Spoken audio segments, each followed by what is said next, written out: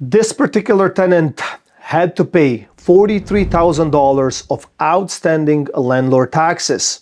Now, you're asking me, how is this possible, since the landlord is the one that is obligated for taxes? And you are absolutely right.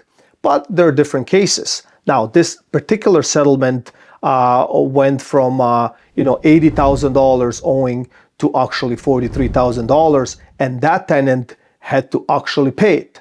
So now the process is very simple.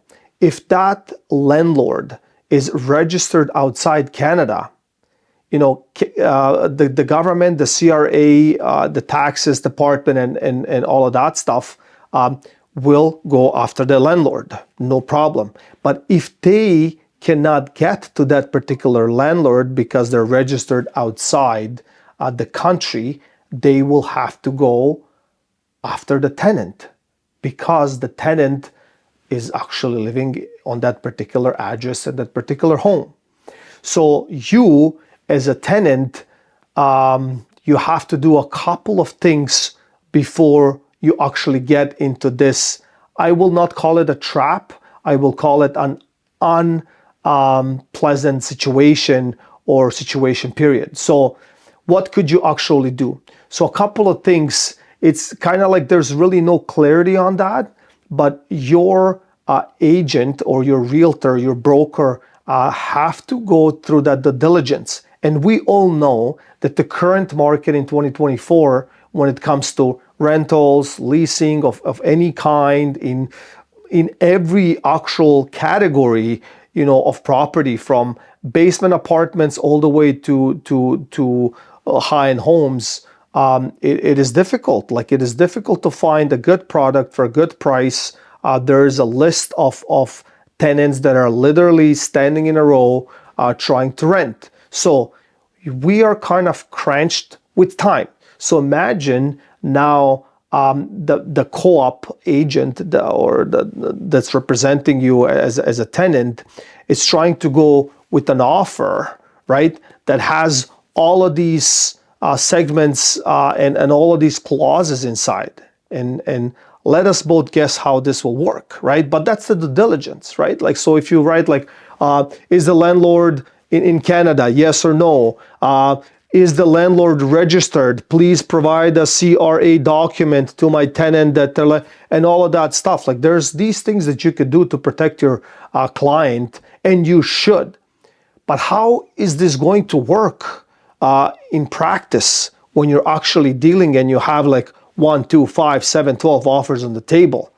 I don't know. Like you can guess where your offer with all of these points you're asking from your actual listing realtor will go. They're probably going to crunch it, throw it in the garbage, I'm assuming, but most likely, right? So what is the next step you could do? Well, you could ask that particular realtor, hey, look, is the landlord in Canada? Do they have an address? And it is hard to figure out, because a lot of the times we're dealing with electronic signatures, and there are a lot of investors internationally and locally, and we might not even see them, and we're talking to them and whatnot, and they might even have an address, right? But that address might be their aunt's address, their neighbor's address, their friend's address, you name it, right? Like, it doesn't have to be their particular address. It could be their address for this particular deal where some of the mail will come through, etc., right? But their actual registration, their residency, could be somewhere else. And this is where the difference is, whether you as a tenant will be obligated or not. Now, let's say you want to protect yourself as a tenant. Well, in this case, the CRA says, look, if you're not sure, you have to take the amount of the $3,000. Let's take an example of a $3,000 rent.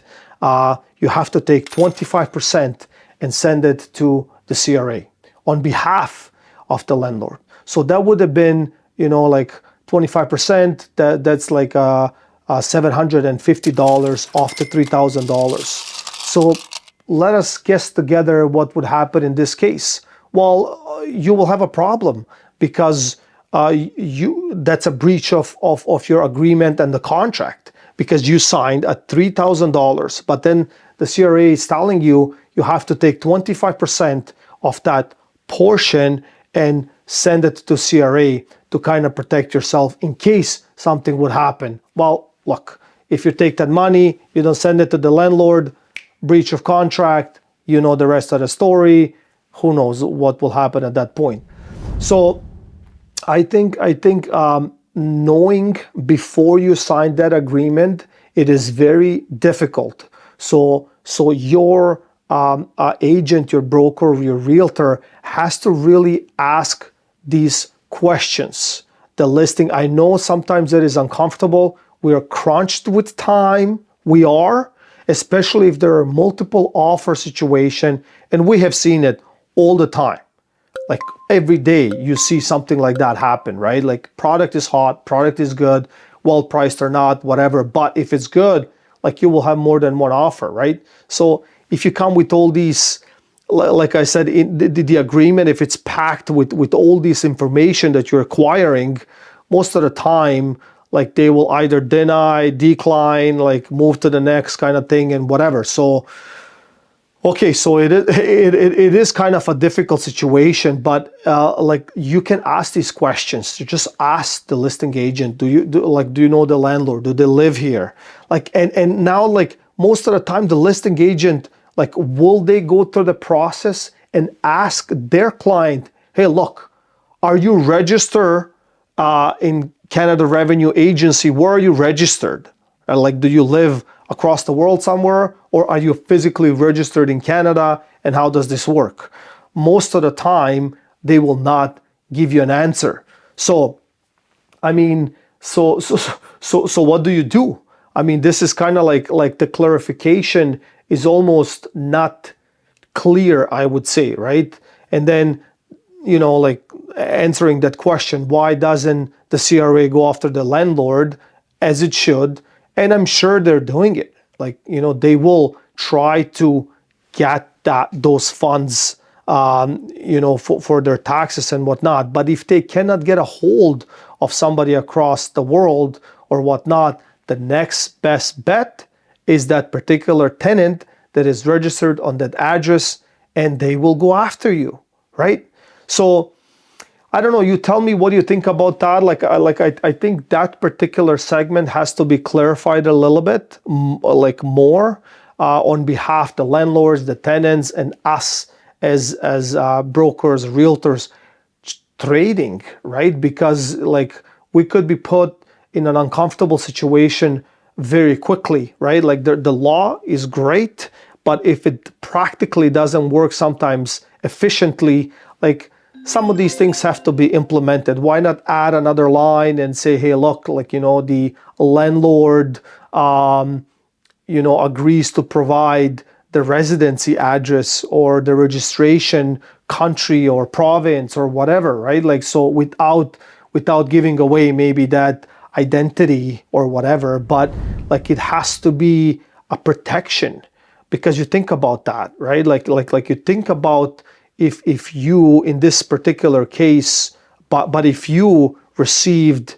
you know, a penalty of X, in this particular case was $80,000, and the court settled it to $43,000, and this particular agent, the broker that was representing this tenant, said like, look, like we had the Canadian address, we had this, we had that, like everything.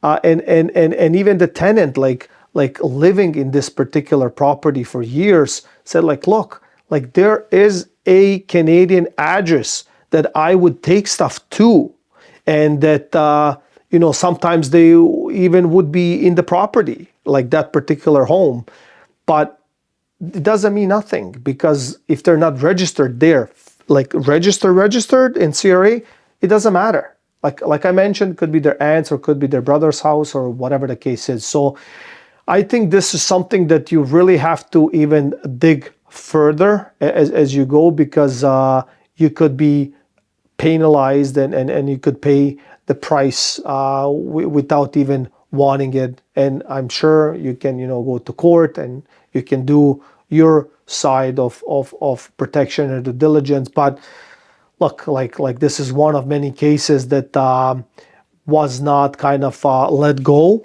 right? Because we have to pay our duties and especially taxes in any country, including Canada, right? So it is what it is. I hope you learned something out of this video. I hope you can maybe start digging and maybe you can find out if your current landlord is registered in CRA or somewhere else, and try to protect yourself as much as you can. Please like, share, and subscribe, and see you all next time.